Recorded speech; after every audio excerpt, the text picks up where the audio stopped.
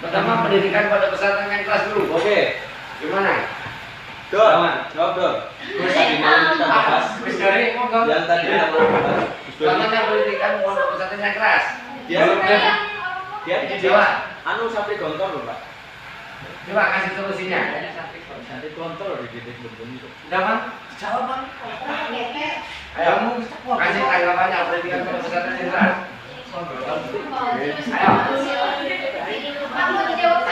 Ayo. Dampak positif, dampak negatifnya seperti apa?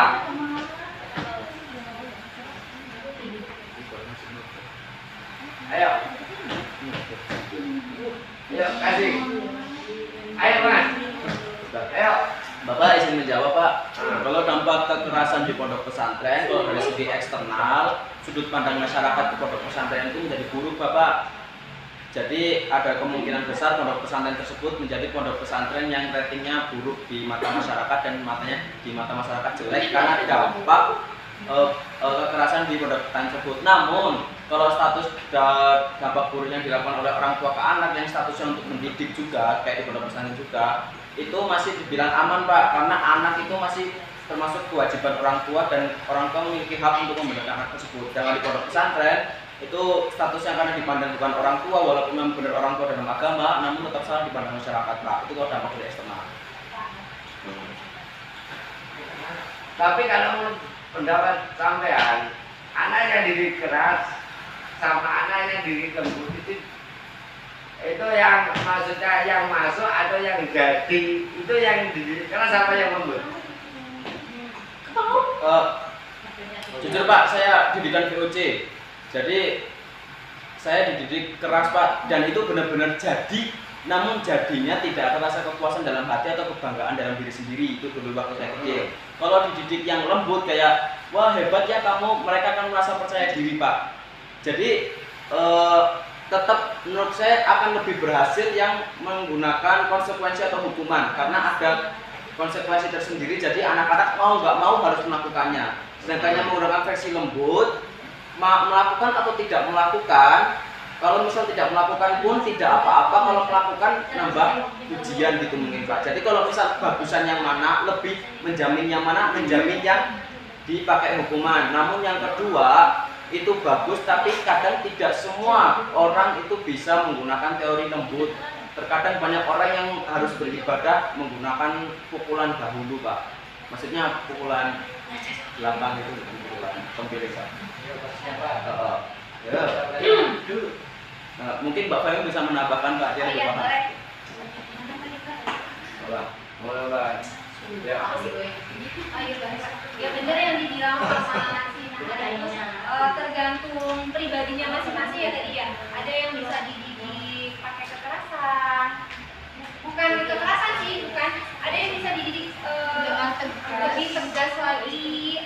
Terus ada juga anak nih yang nggak bisa dididik dengan nggak bisa dididik lebih keras gitu.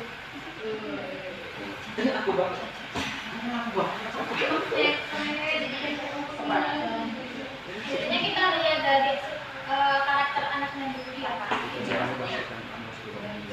Jadi kalau misalnya terlalu keras itu juga tuh bisa berpengaruh terhadap mental si anak, Pak. Si anak itu bisa mengalami tekanan mental dan itu berpengaruhnya nanti ketika dia dewasa. Jadi misal nih contoh nih si Elita nih terlalu dididik terlalu keras, ketika dia dewasa dia ini terlalu sering menyalahkan diri sendiri, sering tidak percaya diri, contohnya kayak gitu, Pak. Merasa kecemasannya lebih tinggi dari orang lain. Itu bagaimana? Fakta diri sendiri tadi. Sering, saya juga ini Pak, sering merasa takut melakukan rasa salah, sering merasa bersalah. Nggak enakan ya. Ya lebih curhatnya di sini. Curhat pribadi. Saya menambahkan. Ya, monggo. Apa ini? Apa ya? Ini kan tadi membahas gaya parenting VOC dengan istilahnya lembaga juga.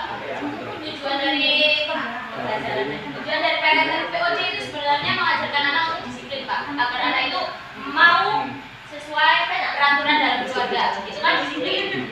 Tetapi kalau yang parenting orang tua rumah tangga itu lebih mengajarkan apa namanya hubungan rasa aman dalam keluarga. Mengibaratkan bahwasanya kamu bakal aman di keluarga kita karena kita nggak pakai kekerasan, nggak pakai segala macam hal yang berhubungan dengan nada tinggi itu dengan lemah lembut. Itu tujuannya kita parenting orang tua ambil lemah lembut adalah memberikan rasa aman nyaman kepada seorang anak dengan menjelaskan secara perlahan tanpa emosional. Tetapi kalau dengan parenting yang tegas itu orang tua lebih menekankan kepada kedisiplinan yang patuhnya harus tinggi itu. Jadi macam-macam orang tua dengan parentingnya itu sebenarnya sudah benar, tetapi kita tidak bisa ketika kita menjadi orang tua kita tidak bisa mengatur kepada satu parenting. Misalnya saya akan menggunakan lemah lembut saja ataupun tegas saja. Kita harus menggabungkan keduanya agar anak itu tahu batasan-batasannya. Seperti itu. Terima kasih. Tapi kalau pengalaman yang sudah terjadi di masyarakat ya, kalau pendidikan secara lemah lembut, kadang-kadang anaknya banyak yang gagal, bahkan sekolah aja itu banyak yang keluar. Nah, karena apa? Orang tua tidak tegas kepada anak. Orang tua kurang perhatian terhadap anak. Ini contoh kalau udah tingkat-tingkat SMPA, SMK. Dari rumah berangkatnya dari rumah sekolah. Nggak tahunya bawa motor belok nggak sampai sekolah. Ya benar. Sampai orang tuanya dipanggil, suruh nemuin, anak-anaknya nggak pernah masuk. Wong tua orang wani ngajak nih jatuh anak-anak kena diomongin.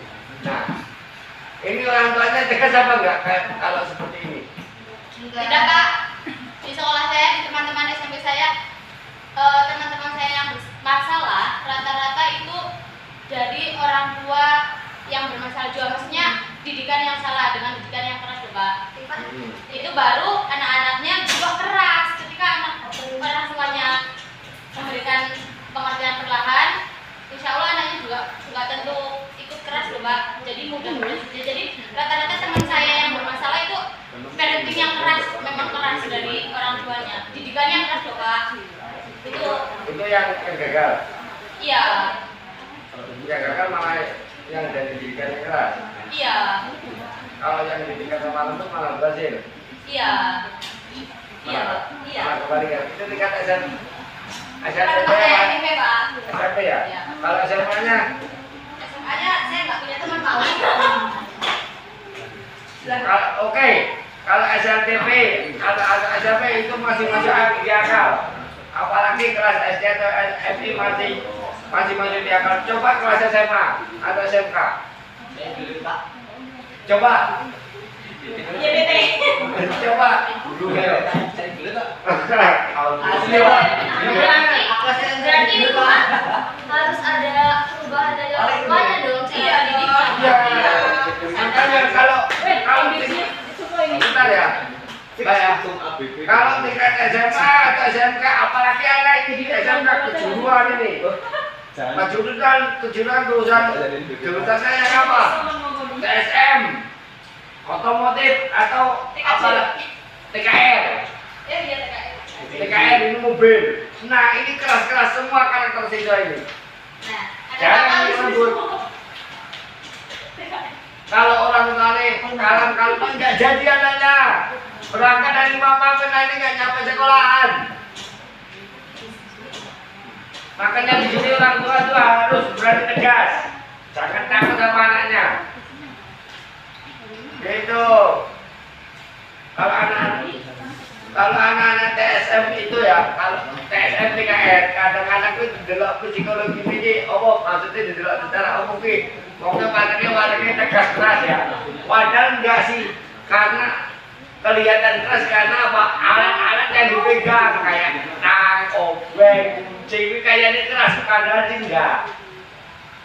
Nah, dari corak pandang mereka aja yang kurang pas. Makanya itu orang tua di sini adalah peran orang tua bagaimana cara membimbing, cara mengarahkan anak agar anak itu ke jalan yang benar, jalan yang baik. Di sini kalau udah ini ya, kalau udah tingkat SLTA atau tingkat SMK ini kurangnya perhatian orang tua terhadap anak, kurangnya pengawasan orang tua terhadap anak. Ya enggak? Ya. Jadi orang tua cuma mengawasi anak cuma sampai SMP. Kalau dari SMA, SMK itu seolah-olah anak itu bebas tanpa pengawasan orang tua. Makanya ada istilah sekolahan, ada sekolah tahun. Itu apa ini faktornya dari orang tua ini. Kurang perhatian orang tua. Kalau udah sekolah tahun atau SMK ini udah ngerti ini. Pasti ada korban.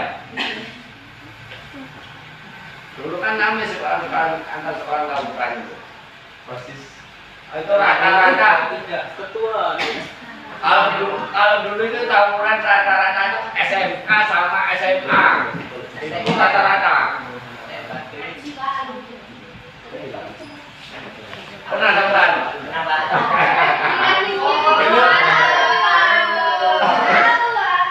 Dulu sama apa? Sama adik. Saya ngajar di SMK saya tahu. Makanya persatuannya. Gimana? Persatuan anak SMK itu saya paham, itu sangat kuat. Solidaritasnya sangat kuat. Anak SMK kok sampai disenggol dicetik, ya Mas ya. Gimana Pak? Anak SMK kok ngapa disenggol siswa bobo, dicetik di omol, Satu yang diconjok rokok lah, diconjok rokok. Geger satu kelas. Lo bener. Saya tahu karena saya ngajarin di SMK. Orang anak SMK itu kalau ribut antar sekolahan itu sangat jarang. Tapi yang paling banyak itu dengan sekolah yang lain. Pertama yang paling banyak apa? Masalah ini paling apa cewek. Sering ribut itu. sering itu masalah Rebutan cewek ribut. bukan Pak kejuaraan biasanya Pak seperti kejuaraan basket terus bola futsal itu sering banget Pak. Kalau di zaman saya itu hampir setiap kejuaraan jadi di sekolah kami itu dibagi 1 tahun 1 angkatan nggak bisa ngikutin kejuaraan. Kalau di tahun-tahun Gara-gara pertandingan apa itu sepak bola apa? yang pertama karena digebukin sih, ada teman yang digebukin. Yang kedua itu juri di pertandingan basket, ya juri di pertandingan basket itu curang Pak. Jadi kita orang nggak terima. Jadi ketika dia pulang kita nyegat. Oh. Jurinya pun kita ikut cegat. Ya, pukul di tempat Pak. Jadi setelah itu hampir 15 menit, lebih dari 15 menit, hampir 1 jaman polisi datang buat mediasi. Ya, tapi kami kena SP.